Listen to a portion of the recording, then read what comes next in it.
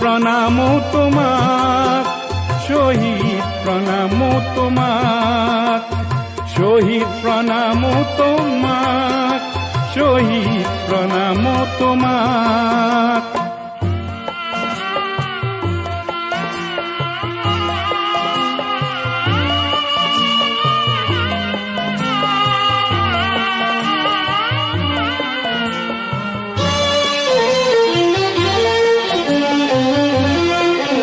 তুমি শহীদ হলা, তুমি সূৰ্য হলা, যি অসমলে প্ৰভাত আনিব।